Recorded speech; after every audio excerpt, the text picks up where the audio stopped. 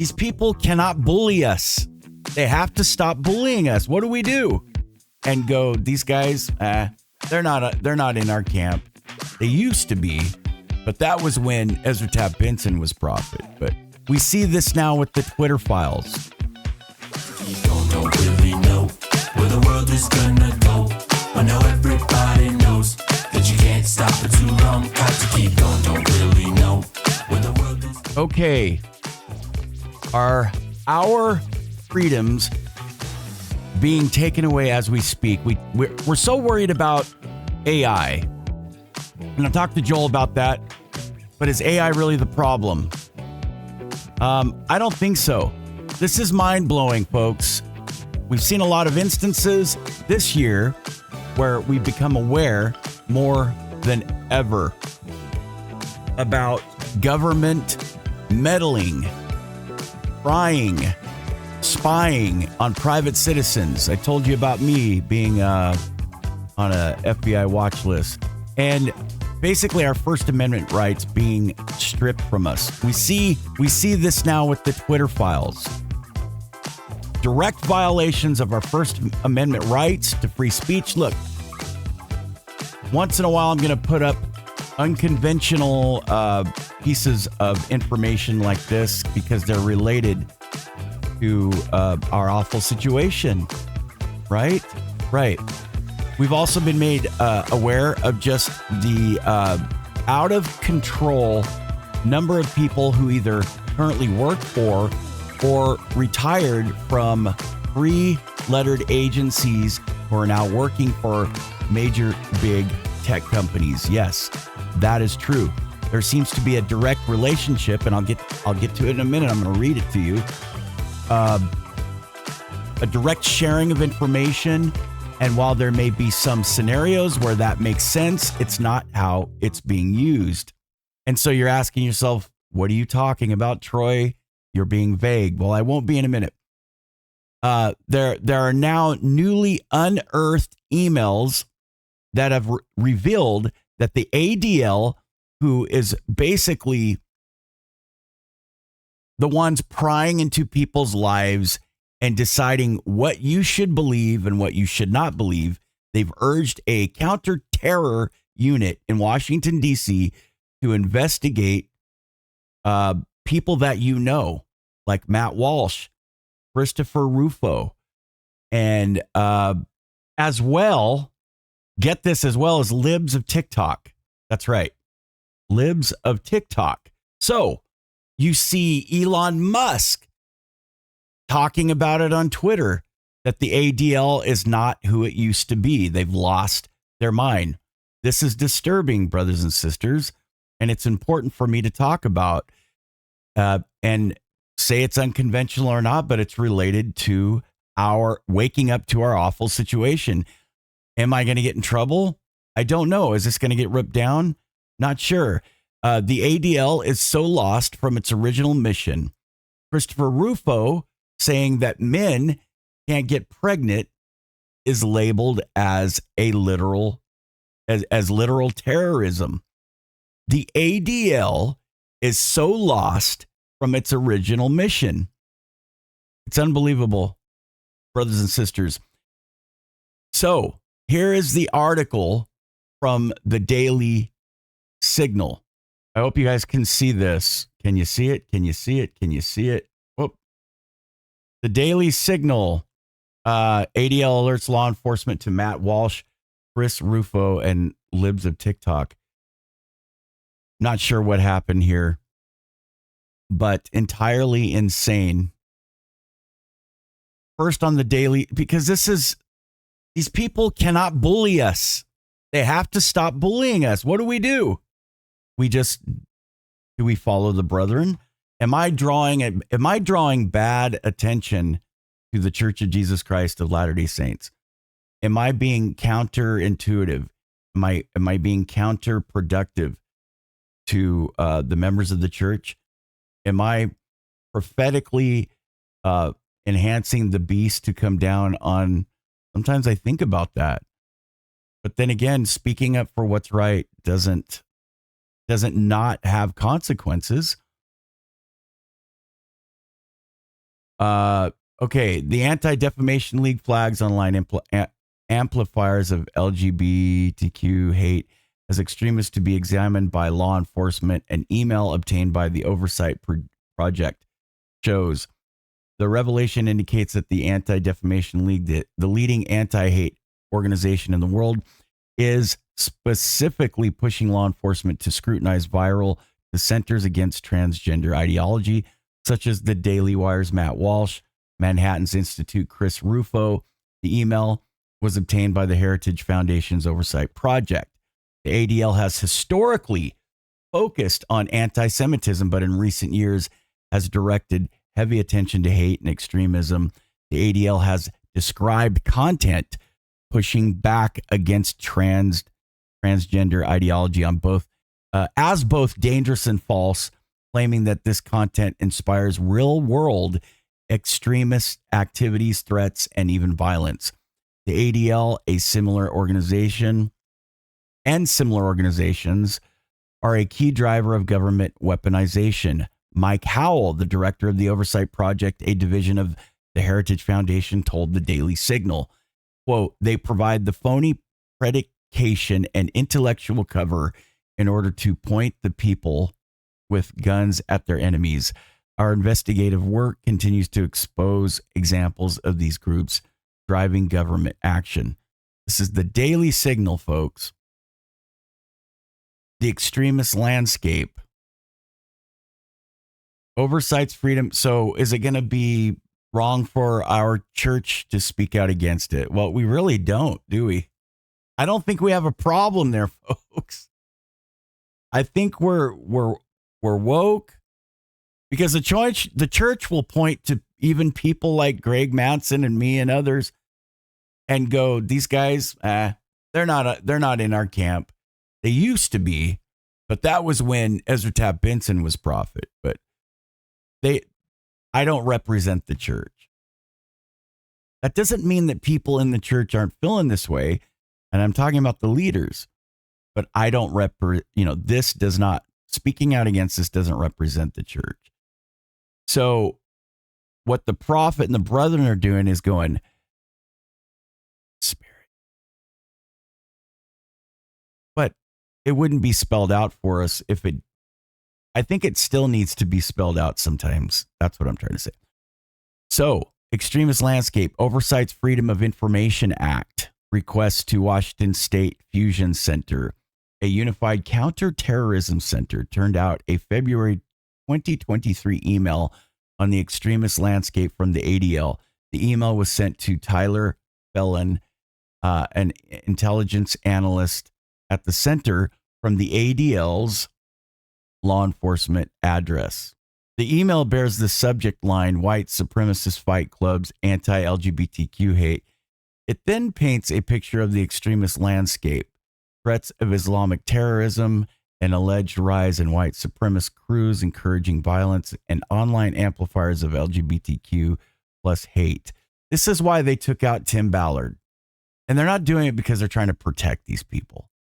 Because these people are to divide and conquer. See, this is they want what communism calls the useful idiots. Okay. And what they do is they put them out there, prop them up. And then people like us go, hey, you shouldn't be doing that. And then these people come in and go, we gotcha. You're speaking hate. You're doing bad things. You're saying bad things. Now we can take you down and violate you. And that's what divide and conquer means. This section on LGBTQ hate plus describes content pushed by online actors, including the vilification of drag shows and the baseless claims of child grooming by LGBTQ people. The ADL alleges that this content has further endangered and isolated an already at-risk community, noting that these accusations and stances have also been adopted by right-wing media personalities and disseminated on mainstream platforms.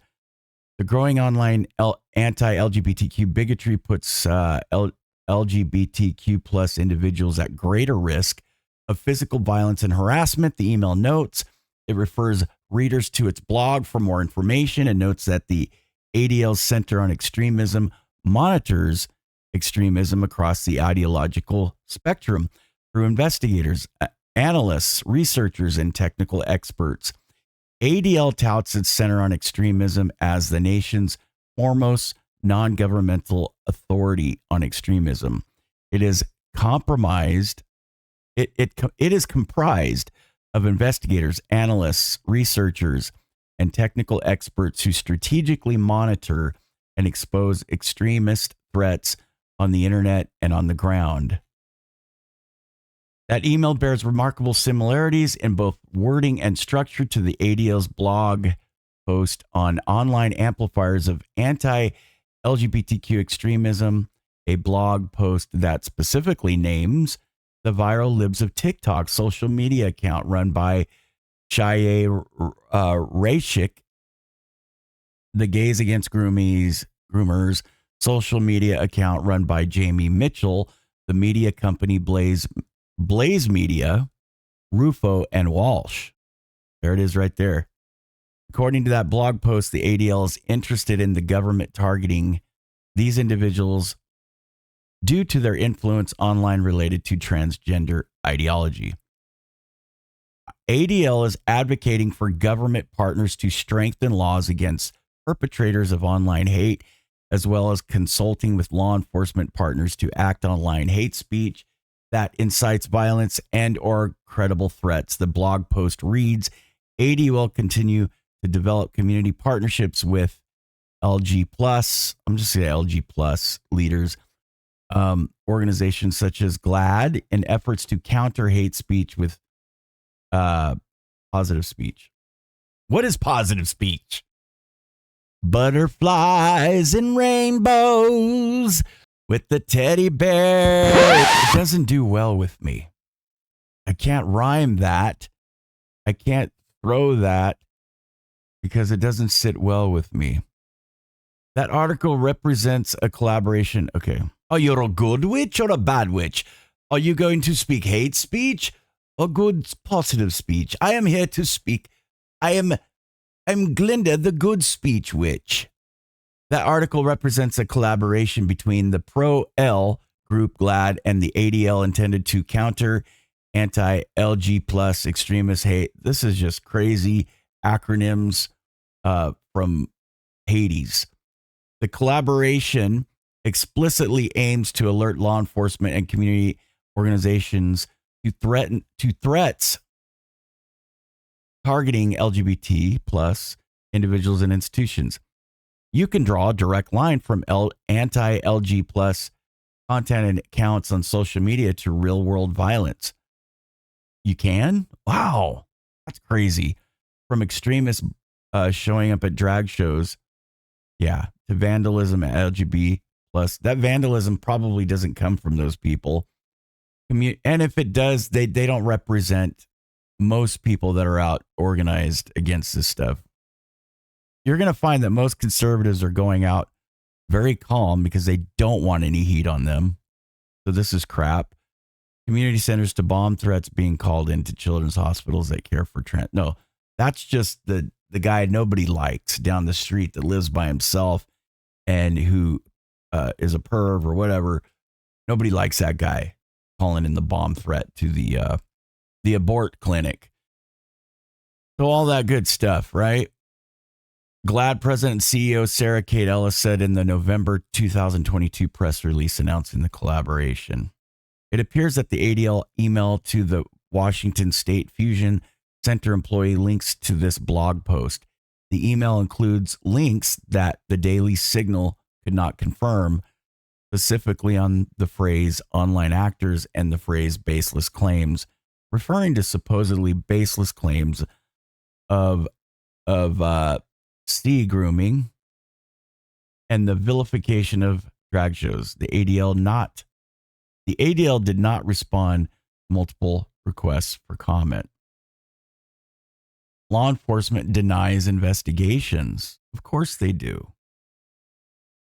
Chris Loftus, Director of Communications for the Washington State Patrol, a key partner of the Washington State Fusion Center, denied that there are currently investigations into Walsh, Rufo, Raychick, libs of TikTok, or G's against groomers. He also said of Washington state law enforcement agencies that though they might review information from an organization like ADL, they would recognize that they, like any organization or individual, would be organized and energized around core beliefs and mission thrusts that could impact their perspectives. Therefore, we treat every source of information the same, with appropriate appreciation and skepticism, regardless of where they might be on the political spectrum, and do our due diligence assessing the validity of any information received, he added. If after that type of broad spectrum and multiple source review, we have actionable intelligence on a credible threat, we take appropriate action. You are not allowed to not like something. You are not allowed. The Constitution is dead. When things like this are going on and no one's speaking up and Congress isn't doing anything about it, the Constitution is dead. We do not investigate anyone or anything at the direction of the Anti-Defamation League, Loftus added, referencing the Daily Signal's press inquiry. We receive tips from a variety of sources and interested parties, and we follow each to its logical conclusion to assess if any possible public safety threat actually exists. You see what's happening. It's disconcerting. It's wrong. It is. I would like to say hats off to the Daily Signal. They do an awesome job at bringing this to our awareness. I'm believing Joel more and more as he comes on that we are living in a time where can we revive the Constitution? Is it dead? Are we living in a time where it is no longer a thing? Is the church, are the brethren trying to show us that maybe we shouldn't be speaking out? Like those are days gone, they're bygones? Do we need to concern ourselves with conspiracy anymore? I'm going to continue to talk to people like Joel and others about what's going on. What say you? Leave your comments in the comments section and we'll go from there. Until I met you and I learned you felt the same thing and showed me that I'm not alone no matter what things they might say to